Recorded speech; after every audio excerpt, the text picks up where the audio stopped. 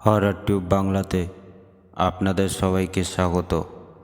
শুরু হতে চলেছে আজকের নতুন পর্ব, মন্দারমণির একটি অভিশপ্ত রিসর্টের অলৌকিক ঘটনাকে কেন্দ্র করে।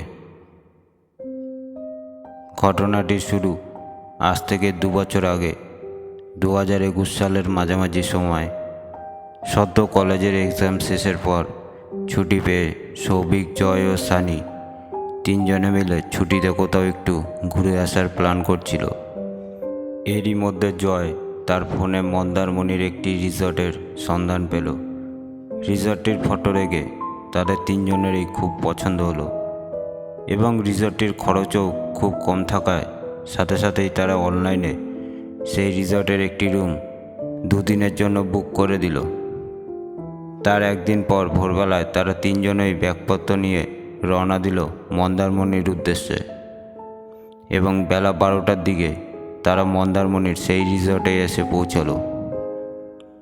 রিসর্টটিকে দেখে তাদের খুবই পছন্দ হলো, কিন্তু তার সাথে তারা এটাও দেখলো যে এই রিসর্টে তাদের তিনজন ছাড়া আর অন্য কোনো গেস্টকেই দেখতে পাওয়া যাচ্ছিল না।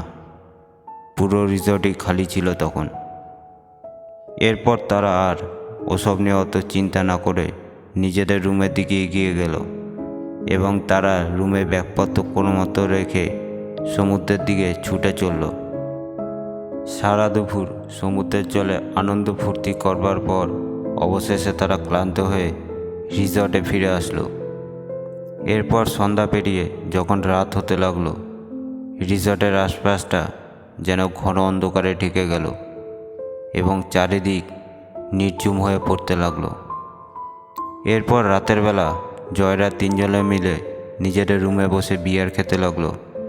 তখন তাদের মধ্যে সৌভিক উঠে এসে রুমের জানলার কাছে দাঁড়াতেই হঠাৎ করে বাইরে থাকা ছোটদের পার্কের দিকে নজর গেল আর দেখতে পেল পার্কের দোলনাটা নিজের দিয়েই যেন দুলে যাচ্ছে, কিন্তু দোলনার আশপাশে কেউই ছিল না তখন।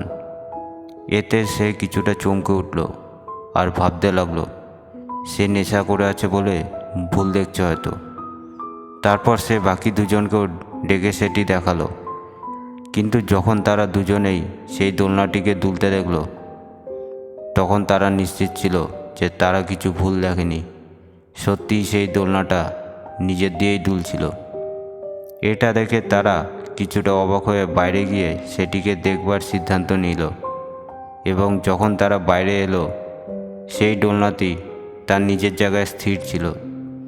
তা দেখে তারা নিজেদের মধ্যে হাসাহাসি করতে লাগলো যে কেউ নিশ্চয়ই এই দোলনাটিকে দড়ি বা অন্য কিছু দিয়ে হয়তো নাড়াচ্ছিল ভয় দেখাবার জন্য। কিন্তু তারপর যখনই তারা সেখান থেকে নিজেদের রুমের দিকে এগোতে লাগলো, অমনি আবার সেই দোলনাটি নিজের দিয়ে দুলতে লাগলো। তা দেখে তারা সবাই ভয় পেয়ে উঠল এবং দোলনাটির সামনে গিয়ে দেখল শুধুই সেই দোলনাটি নিজের দিয়ে দুলছিল। এতে তারা ভীষণ ভয় পেয়ে যায় এবং তারা তিনজনেই সোজা নিজের রুমের দিকে দৌড়ে পালায়।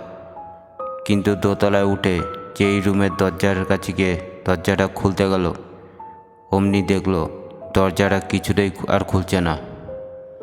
তাদের কাছে চাবি ছিল, কিন্তু চাবি দিয়েও সেই দরজাটা আর খুলছিল না।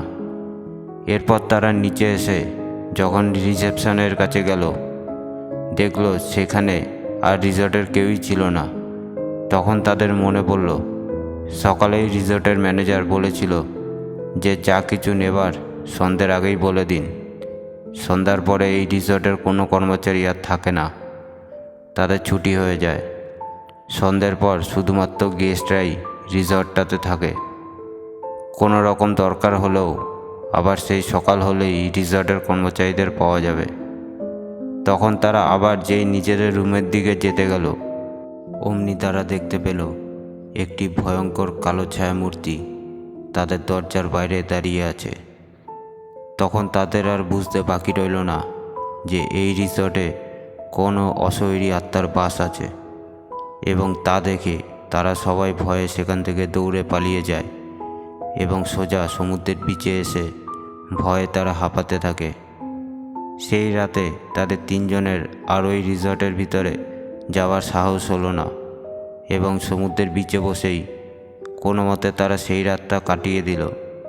এবং সকাল হওয়ার পর যেই রিসর্টের কর্মচারীরা এলো, সাথে সাথেই তারা তিনজন সোজা নিজেদের রুমে গিয়ে জামাকাপড় গুছিয়ে ব্যাগপত্র নিয়ে রিসেপশনে গিয়ে বলতে লাগলো তারা আর এই রিসর্টে থাকবে না, তাদের বাকি একদিনটা ক্যান্সেল করে দিতে। এরপর তারা আর এক মুহূর্ত দেরি না করে সেখান থেকে বেরিয়ে সোজা বাড়ি যাওয়ার জন্য রওনা দিল।